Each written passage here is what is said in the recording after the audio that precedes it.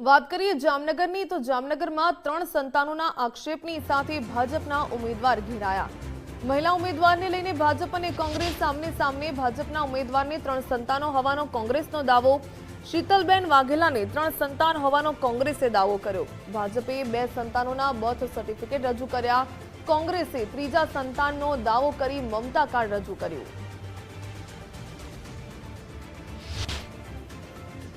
શીતલબેન અજયભાઈ વાઘેલા કે ભારતીય જનતા પાર્ટીમાંથી ફોર્મ ભર્યું, પરંતુ આ શીતલબેન અજયભાઈ વાઘેલાને 2005 પછી ત્રીજું બાળક છે। એના માટેનો અમે પુરાવો એનું મમતા કાર્ડ કે જે એક આરોગ્ય કેન્દ્રની અંદર જ્યારે કોઈ પણ સ્ત્રી છે એ પ્રેગ્નેન્ટ હોય તો એને સારવાર કરવા માટે કે જે કાંઈ પણ જરૂર હતી એ મમતા કાર્ડની અંદર રેકર્ડની અંદર દિયા અજયભાઈ વાઘેલા બોલે છે।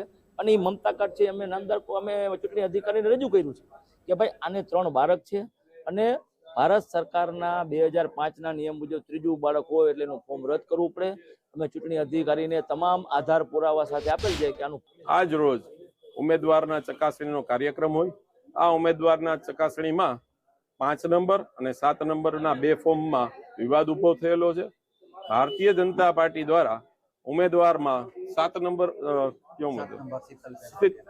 શીતલબેન વાઘેલાના જે ઉમેદવારી પત્રક ભર્યું છે એમાં જરૂરી આધારો પુરાવા રજૂ કરેલા છે અને યોગ્ય રૂપે રજૂ કરવામાં આવેલું છે। એમાં કોઈ બેદરકારી કે કોઈ ભૂલ નથી, પણ કોંગ્રેસના કાર્યકરો પાસે બીજા મુદ્દા ન હોય એટલે હોબાળો કરવા માટે વાતાવરણને એ રીતે દોડવાના પ્રયત્ન